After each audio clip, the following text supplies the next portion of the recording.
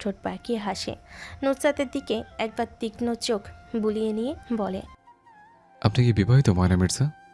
আরও শেষের কথাটা একটু টেনে টেনে বলল, যেন নুসরাতের নামের ঠাট্টা উড়ালো। নুসরাতও কাট গলায় বলল, না, আমি পিওর সিঙ্গেল। আপনার আমাকে দেখেই বোঝা উচিত। আরুষের ঠোঁটে হাসি ফুটে ওঠে, যা গাড়ির অন্ধকার থাকার দরুন বোঝা মুশকিল হয়। আরুষ তীক্ষ্ণ গলায় জানতে চায়, শেষবারের মতো জিজ্ঞেস করছি, মিস আর মিসেস বিবাহিত কিনা? পরের বার উত্তর দেওয়ার জন্য সময় থাকবে, কিন্তু উত্তর দিতে পারবেন না ময়না মির্জা। আরুষের কণ্ঠে অদৃশ্য কোনো কিছু অনুভব করল নুসরাত। তবুও নিজের ধীরতায় অটল থেকে রগরগে গলেই উত্তর দিল, আমি অবিবাহিত হয়েছে। এবার আমি যাই। আরুষ ল্যাম্পপোস্টের ঘোলাটে আলোয় নির্বিকার চোখে ধৈর্য ধরে বসে নুসরাতের মুখে পরিবর্তন দেখল। কীরকম হয়েছে তার করা প্রশ্নে উত্তর দেওয়ার সময় ঠোঁট নাড়ানো, কপাল কুঞ্চিত হওয়া, নাকের পাটাতন থেকে ঘাম মুছে নেওয়া, অতিষ্ঠ হওয়া, এমনকি তার উপর বিরক্ত হয়ে শক্ত হাতে দরজা লাগানো। আরুষ বন্ধ গাড়ির দরজার দিকে চেয়ে চুলে হাত বোলাতে বোলাতে ঠোঁট বাঁকিয়ে হাসল। চোখ বন্ধ করে পিছনের দিকে মাথা এলিয়ে দিয়ে বসে বলল, I like your blunt answer in dangerous way. আপনার প্রতি জানার কৌতূহল আরও বেড়ে গেলাম ময়না মির্জা। শুধু সত্যটা জানতে দিন। একটু কনফিউশন রয়েছে আমার আপনার প্রতি, সেটা দূর হোক, তারপর বুঝিয়ে ছাড়বো আমি আরও শালাল কি। দোয়া করুন আমি যাকে ভাবছি আপনি যেন সে না হন। আপনি যদি সে হন, ইউ আর টোটালি ডোমড মিসেস সায়েদ আরুষ। নিজের স্টাডি রুমে মাথায় হাত ঠেকিয়ে বসা এক চওড়া শরীর বিশিষ্ট পুরুষ, বয়স তার 30-এর কোঠায়, কিন্তু এখনও অবিবাহিত। পছন্দসই কোনো রমণী না পাওয়াই 30 বছরের এই জীবন এখনও সিঙ্গেল সে।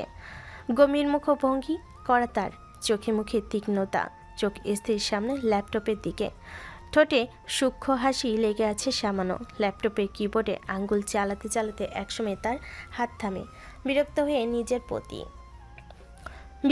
নিজের প্রতি বাঁ হাতের তালুতে কপাল ঠেকিয়ে নিষ্ক্রিয় ভঙ্গিতে বসে। চোখ বন্ধ করতে ভেসে ওঠে ওভাল আকৃতির একটা মুখ, গালগুলো হালকা ফুলো ফুলো, মেলি উঁচু সরু নাকের বাপাশে ছোট্ট একটি নজরিং, চোখের পাপড়িগুলো ঘন কালো কিন্তু অতটা লম্বা নয়। নাহিয়ান বারবার পূর্বের জানা মতে মেয়েদের চোখের পাপড়ি লম্বা হয়, তাহলে এই মেয়ের ক্ষেত্রে ভিন্নতা কেন? বদ্ধ রুমে বসে থেকে থেকে নাহিয়ান হেসে উঠল হুহা করে। 5 সেকেন্ডের ভিতর নিজের হাসি থামিয়ে আগের মতো গম্ভীর হয়ে গেল। রুমে প্রতিধ্বনি হওয়া হাসির তীক্ষ্ণ শব্দ গায়েব হয়ে গেল কিছু মিনিট পরে। নাহিয়ান উঠে দাঁড়াতেই ভেসে উঠল পুরুষালীর শক্তপোক্ত শরীর। ড্রপ শোল্ডার টি শার্ট পরনে থাকায় হাতে বড় বড় মাসেলগুলো ভাসছে স্পষ্ট।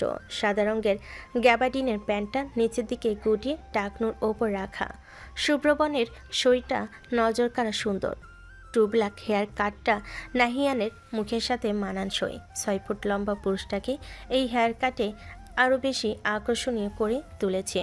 তিনটে হাত বোলাই নাহিয়ান, হাতে খোঁচা লাগে ছোট ছোট দাঁড়িয়ে। হাত বোলাতে বোলাতে ঠোঁট বাঁকিয়ে হেসে আবারও নিজের রিডিং টেবিলে বসে গেল সে। হাতগুলো মুখের সামনে তুলে ধরতেই বাহির থেকে ঠুকঠুক করে শব্দ আসলো। নাহিয়ান গম্ভীর পুরুষালীর ধারালো কণ্ঠে বাহিরের মানুষের উদ্দেশ্যে বলল, কামিং মিস্টার শেখর রায়। নাহিয়ানের ধীরতা নিয়ে লোকটাকে ডাকা দেখে বোঝা গেল এতক্ষণ ওনার অপেক্ষায় এই স্টাডি রুমে বসে সে।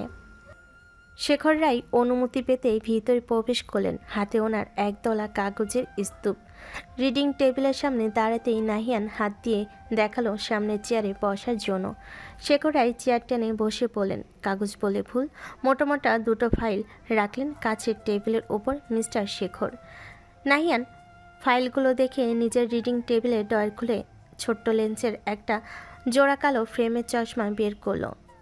চোখে এঁটে নিয়ে নাহিয়ান তার পুরুষালী গম্ভীর চিত্তে বজায় রেখে বলে, what's the girl name mister Shekhar Roy? Shekhar Roy চোখ নিচের দিকে নামিয়ে নিয়ে বলে উঠলেন, সৈয়দা নুসরাত নাসির। কাগজের স্তূপের দিকে নাহিয়ান চোখ বোলাতে বোলাতে বলল, এই যে 19। নাহিয়ানের মুখ দিয়ে বের হয়ে আসলো পারফেক্ট। ফাইলগুলোতে চোখ বোলাতে বোলাতে আবারও একই দৃঢ়তা নিয়ে পুরুষালী পুরো কণ্ঠে জিজ্ঞেস করলো। ওয়েট, শেখর আবারও নিরুদ্বেগ কণ্ঠে বলেন। জি স্যার, 48। নাহিয়ান এবার চোখ তুলে তাকায় শেখর রায়ের দিকে। ঠান্ডা কণ্ঠে জানতে চাই, বিবাহিত নাকি অবিবাহিত?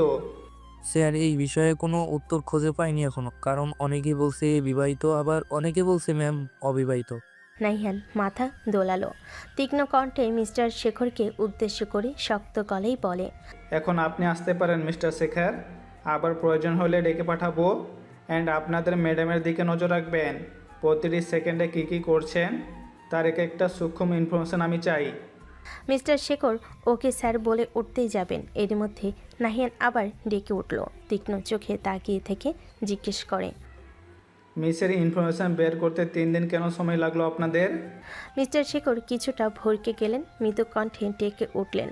স্যার, নাহিয়ান ঠোঁট টিপল, কপালে ভাঁজ ফেলে গমগমে পুরুষালী হাসকি গলায় শাসন কণ্ঠে বলল, স্যার, আমি শুনতে চাইনি মিস্টার শেখর। আমি আমার প্রশ্নের উত্তর চাইছি আপনার কাছে। মিস্টার শেখর ঢুকিলেন, ধীরে ধীরে বলতে শুরু করলেন। স্যার, আপনি বলেছিলেন ম্যামের বাসা ব্রাহ্মণবাড়িয়া। গত 2 দিন যাবৎ আমরা সবাই ওনার খোঁজ করছিলাম সেখানে, কিন্তু কোনো সন্ধান পাইনি। এরপর জানা গেল যে ম্যাম ওখানে বেড়াতে গিয়েছে। উনি ফ্লাইটে বা ট্রেনে করে যাননি, বাই রোড গিয়েছিলেন। এজন্য একটু সময় লেগে গিয়েছিল ম্যামের খোঁজ পেতে। নাহিয়ান সূক্ষ্ম চোখে তাকিয়ে থেকে জিজ্ঞেস করে মিস্টার শেখরকে। ম্যাডামের বাসা কোথায়? মিস্টার শেখর অত্যন্ত কোমল কণ্ঠে জানান, সিলেটে। সকাল 6টা। সৈয়দবাড়ির বাগানে বসে আছে ইসরাত। চোখ বন্ধ করে, একবার নাক বন্ধ করে সকালে শীতল বাতাস আহরণ করছে নিজের মধ্যে, আবার শ্বাস ফেলে নিজের ভিতরে কার্বন ডাই অক্সাইড বের করে দিচ্ছে। একসময় এরকম করতে করতে নাক বন্ধ হয়ে গেল মেয়েটার। অক্সিজেনের সূক্ষ্মতা অনুভব করতে চোখ খুলে তাকালো। চোখের উপর কালো কিছুর আবরণ দেখে ভরকে গেল, ভরকে গিয়ে চিৎকার করতে যাবে, এরই মধ্যে নুসরাতের গলার স্বর ভেসে আসলো। ভাই, এখানে বসে কি করছিস? বাইরে গিয়ে কুংফু কর, তাহলে একদিন রোগ পাতলা হয়ে যাবে, পাতলুর মতো। নুসরাত কথা শেষ করে এক হাত সামনে এনে হুহা করতে শুরু করলো।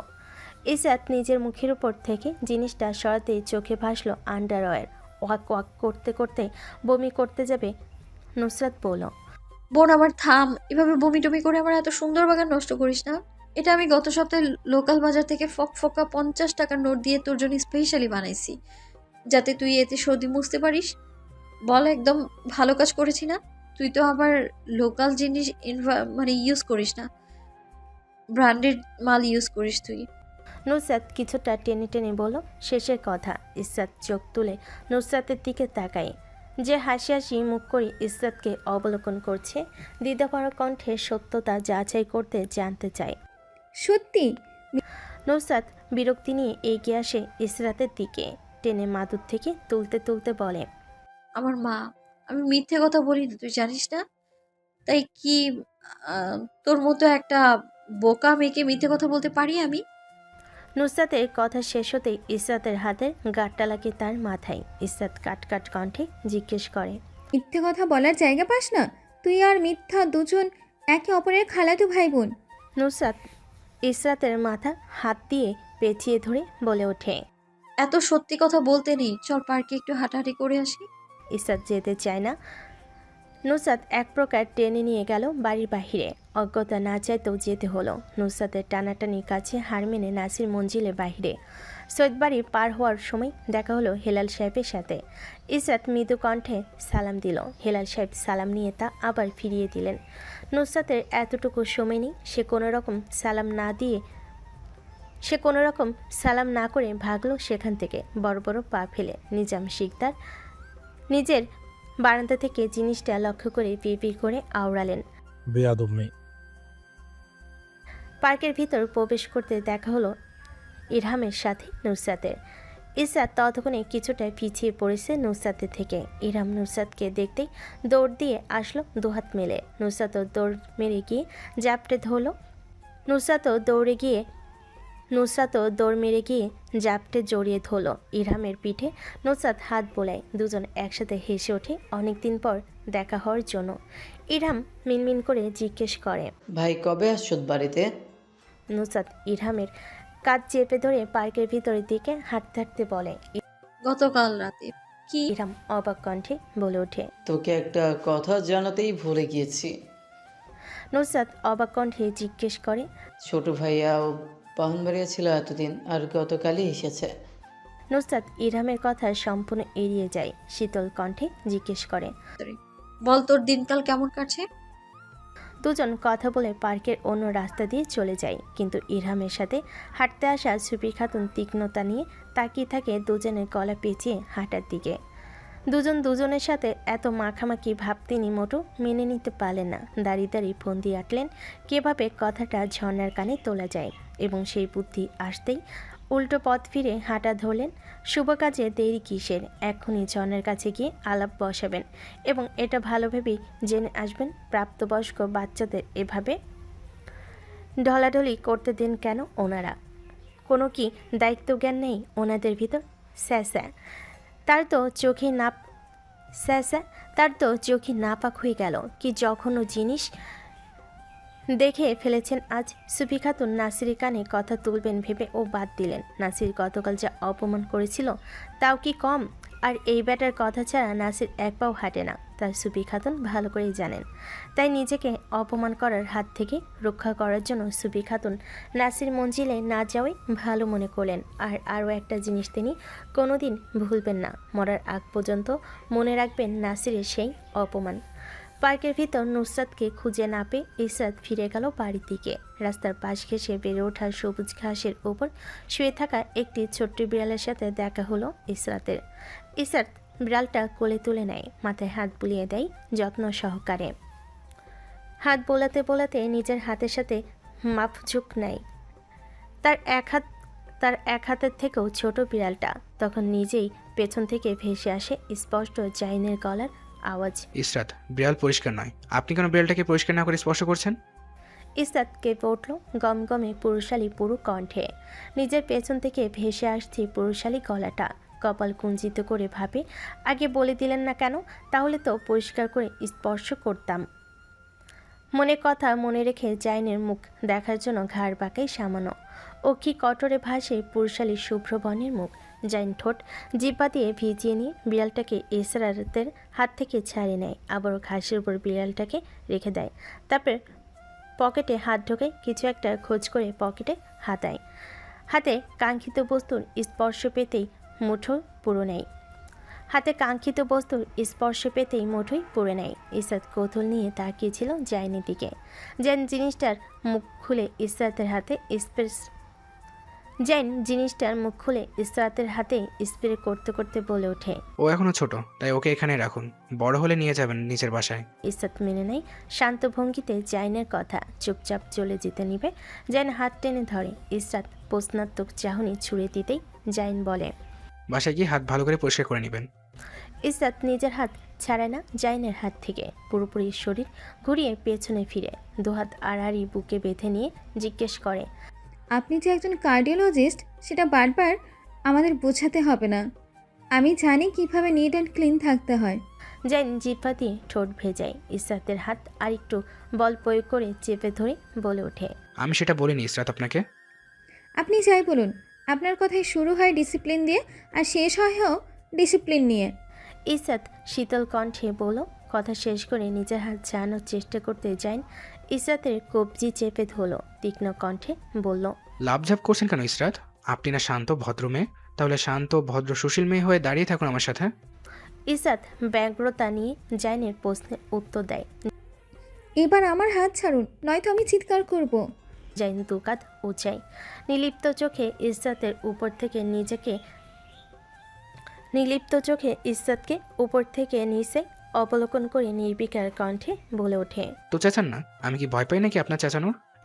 ইসরাত আঙ্গুল তুলে শাসানোর জন্য জাইন নিজের আঙ্গুল দ্বারা আলগোছে তা নামিয়ে দেয় নিচের দিকে। ঠান্ডা গলায় বলে ওঠে, ইসরাত, মুখের সামনে তর্জনী আঙ্গুল তোলা আমি মোটেও পছন্দ করি না। নেক্সট টাইম করবেন না এটা। ইসরাত সরু চোখে দেখে জাইনকে, কুড়োতা নিয়ে বলে। তা আমার দেখার বিষয় নয় আপনাকে কি বিরক্ত করে আর কি না করে। জাইন ইসরাতের কবজি একটু শক্ত করে চেপে ধরে অন্য রাস্তা দিয়ে হাঁটতে হাঁটতে বলে। অবশ্যই, কারণ আমার ভবিষ্যতের দায়িত্ব আপনার উপর নির্ভর করে। ইসরাত চেঁচাতে যাবে, জাইন ঠোঁটে আঙ্গুল রেখে বলে। চুপ, আর একটা শব্দ না ইসরাত। ইসরাত মুচড়ে নিজের হাত ছাড়ানোর চেষ্টা করতে করতে বলে ওঠে। আমি কিন্তু চেঁচাবো বলছি, ছাড়ুন আমার হাত। তো চেঁচান, আমি না করেছি নাকি? এতে কিন্তু আপনারই লস। ইসরাত প্রশ্নাত্মক চাহনি নিয়ে জাইনকে জিজ্ঞেস করে। কিভাবে?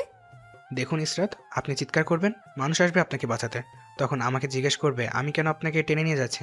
আমি সোজা উত্তর দেব, আপনি আমার বউ। 12 বছর আগে বিবাহ করে রেখে গিয়েছিলাম, এখন বউ বিবাহ মানছে না, তাই বউকে আমার বাসায় বোঝাতে ওইদিকে একটু নিয়ে যাচ্ছে।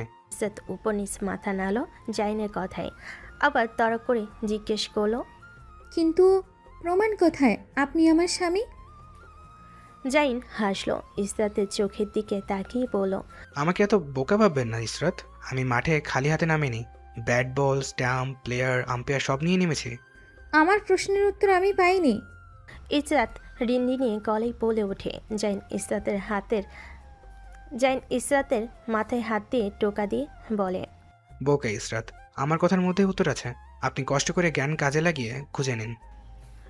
ইসরাত জাইনের চওড়া পুরুষালী পৃষ্ঠদেশের দিকে তাকিয়ে থাকে, নাকে ম্যানলি পারফিউমে করা ঘ্রাণের সাথে পুদিনা পাতার আর কোলনের ঘ্রাণ আসছে।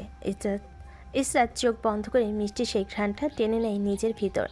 জাইন পিছনে ইসরাতকে দাঁড়িয়ে পড়তে দেখে মনে করে পালানোর চেষ্টা করছে মেয়েটা, তাই ঘাড় ঘুরিয়ে তড়ক করে তাকাই পেছনে। ইসরাত তখনও নিজ জায়গায় স্থির দাঁড়িয়ে থেকে মিষ্টি সেই ঘ্রাণটা টেনে নিচ্ছে নিজের ভিতর। জাইন স্থির দাঁড়ানো ইসরাতের দিকে 1 পা এগিয়ে যায়, তারপর 2 পা, তারপর 3 পা, এরকম করে একদম ইসরাতের সন্নিকটে চলে আসে। টান টান হয়ে দাঁড়ানো জাইন সামান্য কিবা বাঁকিয়ে নিজের মুখ ইসরাতের মুখের কাছে নিয়ে আসে।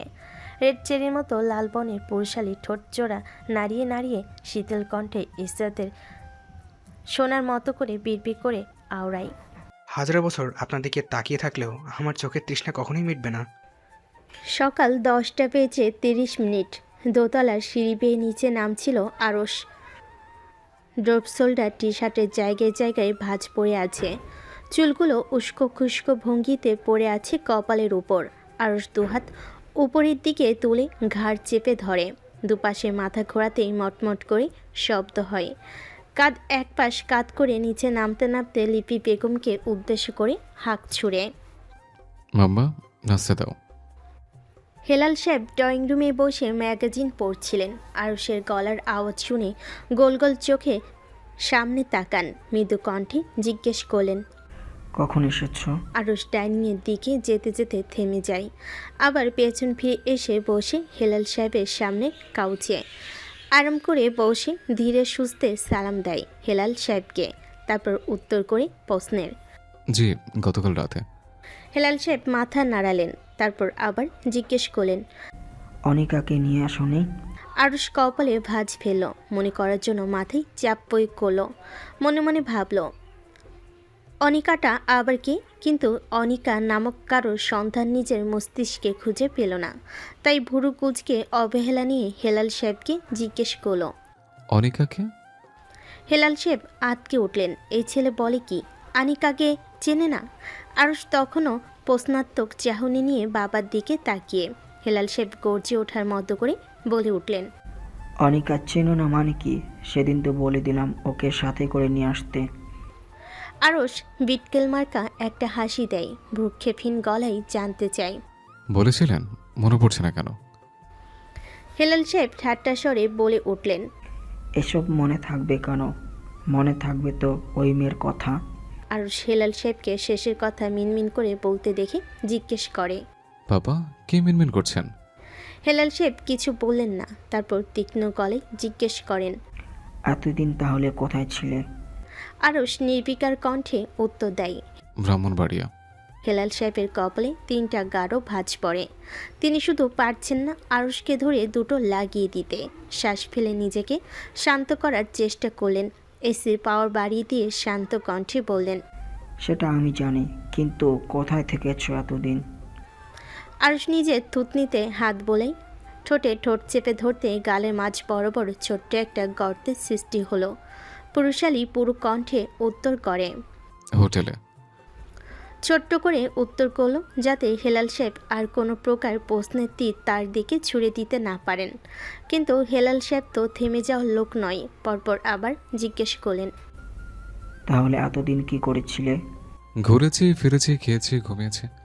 ঝটপট উত্তর দিয়ে মুখ বন্ধ করে নিল। হেলাল সাহেব বিরস কণ্ঠে বললেন, ওখানে গিয়ে ওদের সাথে কন্ট্রাক্ট করেছো? প্রয়োজন বোধ করিনি। হেলাল সাহেব ফুঁস করে শ্বাস ফেলেন, মুখ বারবার সংকুচিত প্রসারিত করলেন। আরুষ তীক্ষ্ণ চোখে দেখল বাবার মুখ সংযত রাখার ক্ষীণ চেষ্টা। হাত তুলে ডাইনিংয়ের দিকে ইশারা করে অতিষ্ঠ হওয়া গলায় বলেন, আমার সামনে থেকে যাও এক্ষুনি তুমি। মাথা গরম করো না, তোমার মুখ দেখেই রাগ উঠছে। আরুষ অবিলম্বে উঠে দাঁড়ালো, জিহ্বা দিয়ে গাল ঠেলে নিয়ে ব্যগ্রতার সাথে বলল, তো আমি কি মরে যাচ্ছে আপনার সামনে থাকার জন্য? আজব তো। হেলাল সাহেব আরুষের কথা শুনে ভেঙচি কাটলেন। বাচ্চাদের মতো আরুষকে ভেঙিয়ে বললেন, আমি জানতাম তোমরা দুজন দেশে আসতে নিজেদের রং পাল্টে ফেলবে, আর তাই হলো। একজন তো এসে দেখানো শুরু করেছে, আর এখন তুমি দেখাচ্ছ। আরুষ হেলাল সাহেবের কোনো কথা না শোনার ভঙ্গি করে চলে গেল ডাইনিংয়ের দিকে। ক্লিন সেভ করা ধারালো থুতনিতে হাত বোলাতে কিছু একটা ভেবে ঠোঁট বাঁকিয়ে হাসল, যার ক্ষীণ রেখা হিসাবে ঠোঁটের একটু উপরে সুতো পরিমাণ গর্তের সৃষ্টি হলো। ঝর্ণা বেগম নিজের রুমে জিনিসপত্র গুছিয়ে রাখছিলেন। বাহিরে থেকে ঠুকঠক শব্দ করে আসতেই হাত থেমে গেল ওনার। সোজা হয়ে দাঁড়িয়ে মাথার ওড়না পেঁচিয়ে নিলেন সুন্দরভাবে। মাথা নিচু করে গিয়ে দরজা নব ঘোরাতেই দরজা খুলে গেল। একটু ফাঁক পড়তেই ঝর্ণা বেগমের অক্ষি কোটরে ভাসল সুফি খাতুনের মুখ, আর তা দেখেই মাথায় চলে আসলো হাজারো চিন্তার বাহার। সুফি খাতুন সচরাচর আসেন না এদিকে, সারাদিন পড়ে থাকেন নাসির মঞ্জিলে। আজ হঠাৎ ওনার উদ্ভট নিজের রুমের সামনে দেখে উদ্ভট লাগছে তার কাছে, তাই জিজ্ঞেস করলেন ঝর্ণা বেগম, হঠাৎ এখানে ফুপি, কোনো প্রয়োজন আপনার? ঝর্ণা বেগম কথা শেষ করার আগেই ঠেলে ভিতরে ঢুকে গেলেন সুফি খাতুন। ঝর্ণা বেগম কিছুক্ষণের জন্য থমকে গেলেন নিজ জায়গায়। এটা কোন ধরনের ব্যবহার? তারপর আবার নিজেকে শুধরে নিয়ে বলেন, এই ব্যবহারই সুফি খাতুনের কাছ থেকে আশা করা যায়। নিজেকে সামলে নিয়ে গিয়ে বসলেন বিছানায় সুফি খাতুনের পাশে।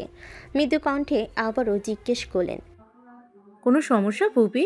সুফি খাতুন হু হতাশ করে বললেন, সমস্যা বলে সমস্যা, বিরাট সমস্যা। ঝর্ণা বেগম অজানা কোনো খারাপ জিনিসের পূর্বাভাস পেলেন, তাই এক নিমিষে মুখ কাদো কাদো করে ফেলেন। ধরপড় করা বুক নিয়ে কাপা কাপা গলায় জিজ্ঞেস করলেন, কি হয়েছে ফুপি?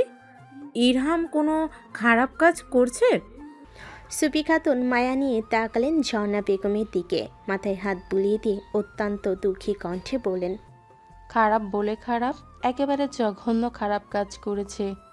ঝর্ণা বেগমের শ্বাস আটকে আসলো গলার কাছে, শুধু বাকি ডুকরে কেঁদে ওঠার। সুফি খাতুন তখনও মাথায় হাত বুলিয়ে দিচ্ছেন ঝর্ণার। মায়াময়ী চোখে তাকিয়ে ভাবছেন, আহারে বেচারি, কি নির্মল হৃদয়। আর ছেলেটা কি করলো? একটা বেয়াদব মেয়েকে নিজের জন্য পছন্দ করলো। ঝর্ণা বেগম তখনও নির্বাক, কথা বলার ভাষা খুঁজে পাচ্ছে না। চোখ থেকে পানি মুছে নিয়ে জিজ্ঞেস করলেন, মেয়ে সংগঠিত বিষয়? সুফি খাতুন উপনিস মাথা নাড়ালেন। ঝর্ণা বেগম বিষাদ নিজের ভেতর চেপে নিয়ে জিজ্ঞেস করলেন, মেয়েটাকে আমি কি জানি? সুফি খাতুনের মুখ বিরস হয়ে গেল। উপনিস মাথা নাড়িয়ে জানালেন ঝর্ণা বেগম মেয়েটা কি চেনেন। ঝর্ণা বেগম সচকিত চোখে তাকিয়ে থাকলেন, নিজ মনে ভাবতে লাগলেন কে। সুফি খাতুন তখনই উজ্জ্বল বদনে আধা নামিয়ে উত্তর দিলেন, নুসরাত। ঝর্ণা বেগমের চোখ মুখ কুচকে গেল, কপালের মধ্যে পড়ল অস্বাভাবিক রকমের ভাঁজ। এতক্ষণে করা হু হাতাশ কান্না থেমে গিয়ে মুখ দিয়ে বের হয়ে আসলো। রাস্তার মধ্যে চিৎপটাং হয়ে বসে আছে নুসরাত। ইরহাম কি একটা কাজে গিয়েছে? কেউৎকাল কাটার পর আশেপাশে কারো সাক্ষাৎ না পেয়ে উঠে দাঁড়ায় শ্যামবনের মেয়েটা। ভাবনায় চলছে বাড়িতে ঢুকে কিভাবে ইসরাতকে বিরক্ত করা যায়। তাই অন্যমনস্ক হয়ে হাঁটছিল। এক হাতে পায়ের স্লিপার জোড়া। হঠাৎ পায়ের নিচে তুলতুলে কিছুর অস্তিত্ব পেতেই ছিটকে সরে গেল নুসরাত। চোখে মুখে স্পষ্ট ভয়ের ছাপ। ভয় পাওয়ার কারণ মনে করেছিল সাপে পা দিয়ে দিয়েছে। যখন দেখল না, সাপ নয়, একটা বিড়াল, তখন তার ইচ্ছে করলো বিড়ালের বাচ্চাটাকে ধরে একটা মাথায় তুলে আছাড় মেরে দিতে। রাগী চোখে বিড়ালের ছোট্ট বাচ্চাটার দিকে তাকিয়ে নুসরাত তেড়ে গেল, হাত তুলে নিল থাবা মেরে। হঠাৎ মনে হলো এই মাসুম বাচ্চাটাকে আছাড় মেরে লাভ কি তার? আছাড় মারা যাবে না, এটাকে বাড়িতে নিয়ে গিয়ে আম্মাকে জ্বালানো যাবে। যেই ভাবা সেই কাজ তার। বিড়ালটাকে হাতের তালু দিয়ে চেপে ধরলো। বিড়ালটা মিউ মিউ করে ডাকছে, সেদিকে নুসরাত পাত্তা দিল না। বিড়ালের সাথে কথা বলল। আরে শালা, মিউ মিউ করো কেন? তোমাকে আমি বাড়ি নিয়ে বিস্কুট খাওয়াবো, চুইংগাম খাওয়াবো, চকলেট খাওয়াবো, ক্যাট ফুড খাওয়াবো, আমার পুরো ফ্রিজ তুলে তোমাকে খাওয়াবো, তবু মিউ মিউ করে আমার মাথাটা নষ্ট করো না। চুপ করে থাকো, বেশি কথা বলা আমি একদম পছন্দ করি না। বিড়ালটা নুসরাতের দিকে তাকিয়ে মিউ মিউ করতে লাগলো। শরীর পর্যন্ত বেচার নাড়াতে পারছে না নুসরাতের এমন চেপে ধরে, তাই করুণ চোখে তাকিয়ে নিজের অসাধ্য প্রকাশ করছে। বিড়ালটা একটু সুযোগ পেলে লাফঝাপ মারার চেষ্টা করছে, তাই নুসরাত অতিষ্ঠ হয়ে আঙ্গুল তুলে বিড়ালের বাচ্চাটাকে শাসাচ্ছে। একদম বেয়াদবি করবে না। আমি যদি আরেকবার দেখি বিলাইয়ের বাচ্চা তুমি নাচুনি কুদুনি করছো, তাহলে এখান থেকে ধাক্কা মেরে ফেলে দেবো তোমারে। মনে রেখো, আমি যা বলি তাই কিন্তু করি। বিড়াল মিউ মিউ করে উঠল। নুসরাত ঠোঁটে আঙ্গুল রেখে চুপ থাকতে দেখায়। বেচারা বিড়াল বুঝলো না নুসরাত তাকে চুপ থাকতে বলছে, তাই মৃদু শব্দে মিয়াও মিয়াও করে উঠল বারংবার।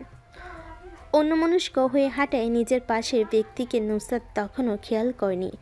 আবিগত 2 দিন যাবৎ নুসরাতের সাথে সাথে হাঁটছে। রাস্তার দিকে তাকাতেই নিজের ছায়ার সাথে আরেকটা ছায়া দেখতেই তড়ক করে নিজের পাশে তাকালো। আর তখনই চোখাচোখি হলো আবিরের সাথে। আবির নুসরাতকে ব্যঙ্গাত্মক গলায় জিজ্ঞেস করলো, কি এখানে কাজ করো? নুসরাত নিজের মুখ ওড়না দিয়ে ঘষে মুছে নিল। আবির দিকে শান্ত চোখে তাকিয়ে থাকলো। এই মুহূর্তে এই বেটা আবিরকে মোটো পেটানোর ইচ্ছে নেই, তাই নিজের মুখ বন্ধ রাখা ভালো মনে করলো। কথা বলে খচ্চরটা হেসে মাথা গরম করে ফেলবে। নুসরাতের অতর্কিত ভাবনা ভেদ করে আবিরের গা জ্বালানো কথা কানে আসলো তার। কত টাকা বেতন দেয়? নুসরাত কথার উত্তর দিল না, পা চালিয়ে যেতে দিবে। আবির শুধালো, আমাকে পাত্তা দিচ্ছ না? তুমি জানো আমি কে? তুমি চাইলে তোমার কাজের ব্যবস্থা ভালো একটা বাড়িতে করে দিতে পারি। নুসরাত মুখ ঝামটা মারল আবিকে। 2 চোখ উল্টে নিয়ে উত্তর দিল, আমি জানতে চাইও না তুই কে, আর তুই কি আমার কাজের ব্যবস্থা করে দিবি? নিজেই তো মানুষের পেছন পেছন ঘুরে চাকরি বাঁচিয়ে রেখেছিস। নুসরাত তার ছেলে ভরা কণ্ঠে কথা শেষ করল, যা খুব শক্তভাবে আবিরের গায়ে লাগলো। আবির আঙ্গুল তুলে নুসরাতের মুখের সামনে। আবির আঙ্গুল তুলল নুসরাতের মুখের সামনে। নুসরাত আঙ্গুলটা আলগোছে নিজের হাত দ্বারা নিজের মুখের সামনে থেকে নামিয়ে দিয়ে ধামকি দিয়ে বলে উঠল, স্পর্ধা করবি না আমার সামনে আঙুল তোলার। মনে নেই কি বলেছিলাম? হয়তো মনে নেই, তাহলে তোকে আবার মনে করিয়ে দিই। বলেছিলাম আমার সামনে আঙুল তুললে সেটা ভেঙে আমি লকেট বানিয়ে গলায় ঝুলিয়ে দেব।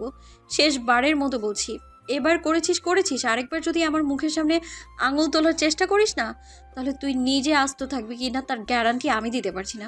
চল ফট। নুসরাত আবিরকে চলে যাওয়ার কথা বলি নিজেই পাশ কাটিয়ে চলে যেতে যেতে আওড়াই। মেজাজ খারাপ করার জন্য আমার ঘাড়ে এসে পড়ে সবগুলো তোর। ঝর্ণা বেগম থম মেরে বসে আছেন, কোনো প্রকার শব্দ ব্যয় করছে না। সুবি খাতুন দ্বিধা দ্বন্দ্বে ভুগলেন। মনে করলেন বেয়াদব মেয়েটার নাম শুনে হয়তো বেচারি এত বড় শোক নিতে পারেনি, তাই মনে হয় বড় আঘাত পেয়ে হার্ট অ্যাটাক করেছেন। হাত তুলে ঝর্ণা বেগমের নাকের সামনে নিলেন সুফি খাতুন। বুঝতে চাইলেন শ্বাস প্রশ্বাস চলছে কিনা। তখনই বাকশূন্য কণ্ঠে ঝর্ণা বেগম বললেন, বেঁচে আছি ফুপি। সুফি খাতুন স্বস্তির শ্বাস ফেললেন। ঝর্ণা বেগমের পিঠে হাত বুলিয়ে সান্ত্বনা দেওয়ার জন্য কথা তুলতেই ঝর্ণা বেগম থামিয়ে দিলেন। নিশ্চিত হওয়ার জন্য জিজ্ঞেস করলেন, আপনি বলছেন নুসরাতের সাথে ইরহামের কোনো সম্পর্ক আছে, রাইট? সুপি খাতুন মাথা দোলালেন। ততক্ষণে ঝর্ণা বেগমের বুক থেকে মোটা একটা পাথর সরে গিয়েছে। তীব্র বিরক্তি নিয়ে একটা শ্বাস ফেলেন, বিরস কণ্ঠে বললেন, নুসরাতের সাথে ইরহামের সম্পর্ক সম্ভব না। ঝর্ণা বেগমের কথায় মুখ বাঁকান সুপি খাতুন, তারপর গলায় তাচ্ছিল্য করে জানতে চাইলেন, কেন সম্ভব না? ওরা দুজন একজন আরেকজনকে জাপটে জড়িয়ে ধরেছিল পার্কে। আমরা এই দুই গুণাগার চোখের সামনে আমি দেখেছি। তারপর নুসরাতের সাথে ঢলাঢলি তো করতেই আছে। নাজমিনকে পর্যন্ত বাদ রাখেনি। ওর সাথে কী রকম মাখন লাগিয়ে কথা বলে, বাবা রে বাবা। ওদের বাড়িতে গিয়ে কিচেনে বাসন কোসন পর্যন্ত পরিষ্কার করে রাখে। এই বাড়িতে জীবনে এসব করেছিল। কিচেনের আশেপাশে পর্যন্ত যেতে দেখি না তোমার ওই অলস ছেলেকে। শুধু গান্ডে পিণ্ডে গিলে আর নাক ডাকিয়ে ঘুমায়। ঝর্ণা বেগম নিজের নিচের দিকে রাখা মুখ উপরে তুললেন। নিজের বিরক্তি চেপে গিয়ে কণ্ঠে শক্ততা এনে আওড়ালেন, ফুপি, বলছি না সম্ভব না, তারপরও আপনি কিসের সাথে কিসের জোর মেলাচ্ছেন? আমার কথা তো আগে শুনে নেবেন। সুপি খাতুন কথা কেটে দিয়ে বললেন, আরে ঝর্ণা, তুমি বুঝতে পারছো না? ওরা মা মেয়ে সবগুলো মিলে তোমার ছেলেকে আত্মসাৎ করার। ঝর্ণা বেগম ক্ষুব্ধ চোখে তাকালেন, হাতে বিছানার চাদর চেপে ধরে বলে উঠলেন, ইরহাম নুসরাতের দুধ ভাই। ঝর্ণা বেগমের কথা শেষ হতেই সুপি খাতুনের কথা গলায় আটকে গেল। চোখের পলক ফেলে অবাক কণ্ঠে জিজ্ঞেস করলেন, কি বললে? আবার বলো। ঝর্ণা বেগম ভারী স্বরে আবার রিপিট করে বললেন, নুসরাতের দুধ ভাই ইরহাম। ফুস করে উড়ে গেল সুপি খাতুনের হম্বি তম্বি। হতবিহ্বল চেহারা নিয়ে হা করে চেয়ে রইলেন ঝর্ণার দিকে।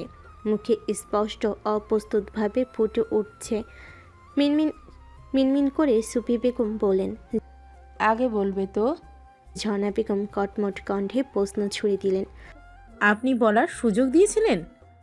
সৈয়দ বাড়ির মধ্যে ইসরাত আর ইরহামের গানের গলা সব থেকে ভালো। নুসরাত আর মোমো এই বিষয়ে ডাব্বা।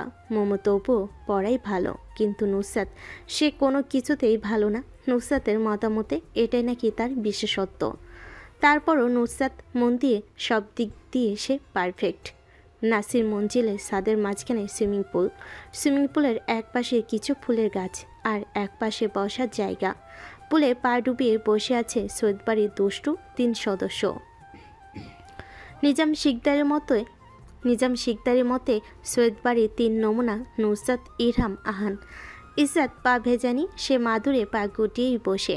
ইরহাম নিজের পা তুলে ফেলল পানি থেকে।